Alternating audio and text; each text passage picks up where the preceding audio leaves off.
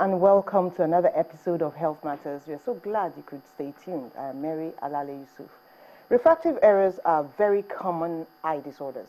They happen when images from the outside world are not properly focused, so vision is compromised. Sometimes this is so severe as to cause visual impairment. The World Health Organization estimates that 153 million people, that's according to 2013 figures, over the age of 5 worldwide live with visual impairment due to uncorrected refractive errors. And approximately 90% of these reside in low-income areas. Uncorrected refractive errors are the major cause of moderate and severe visual impairment. Joining us on the show today to shed more light on structural eye disorders is Dr. John Samsedi, who is the Vice President of the Nigerian Optometric Association and the Director of Ocuville Eye Center in Lagos. Thank you very Thanks much. for coming. Thank you so again. much. Thank you. Well, we've been talking about refractive errors. Maybe, some people don't understand what that is. So what really is a refractive error? Okay. A refractive error, as it says, an error in refraction. The way you see light comes about by a process called refraction. A more simple term would be reflection. Okay. But reflections are But that's different. not exactly it. Yeah. So I'm just trying to use that illustration to buttress what I mean by refraction.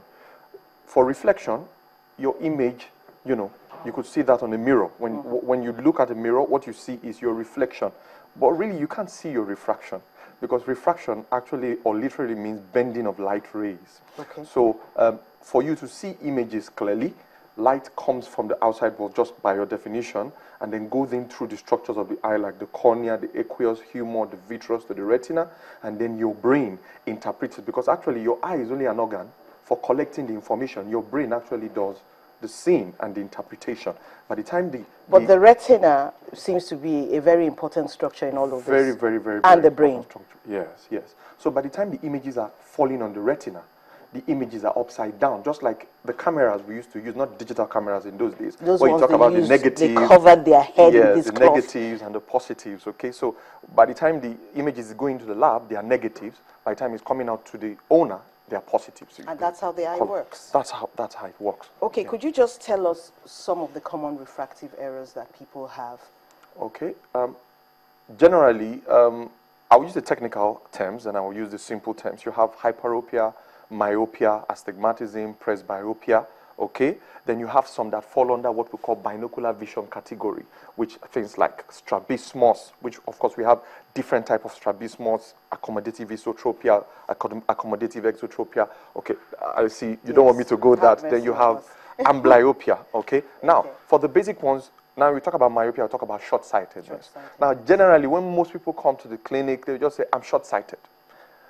But they we can't can understand. Really say they that really can't say. They until just, there's an investigation done. Yes. You really cannot tell which is which until it is properly explained to you. I'm sure that's one of the things we're going to achieve on this forum. So you have myopia, which is short-sightedness. You have hyperopia, which we term far-sightedness, but it could actually go either way. Then you have astigmatism, which actually has to do with focusing problems, the way we focus light images focus at the back of the eye, okay, and that has to do with more the way the cornea receives the light and the lens. And then we have presbyopia. That's actually to do with much older people that have crossed, we say boys to men, from 40 years and above. So if you've ever seen someone that uses a kind of lens that has a cross running through it, usually the partition, yes, usually you know that this person falls into the category of people called presbyopes. Now for the presbyopes, it's a little bit more challenging for them to accept it, because all their lives they've been seeing, they could see very well, they can read, and suddenly they just begin to notice that when they want to read things that are tiny,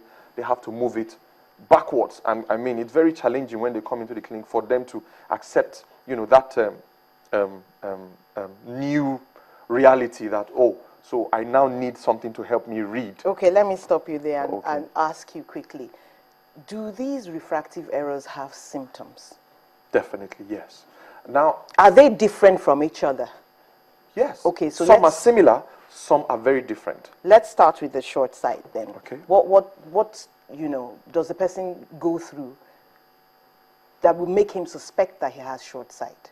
Okay. Now, short-sightedness, it's easier for an adult or a teenager to realize when he or she has short-sightedness. But for children, it's a lot more technical. You hardly can tell. So it takes an observant parent or a very good teacher in school or a ward to know that this child has short-sighted related problems. Now, what happens is this. Things at distance, things that are beyond 6 meters, in fact, for most people, it could be less than that, appear blurry.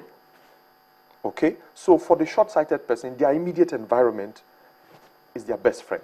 So usually, short-sighted people like reading a lot. In fact, they use that a lot in English. They say he's myopic. He can't see beyond his nose. So that's literally it. Yes, they're actually short-sighted. So everything within. So you notice they can read.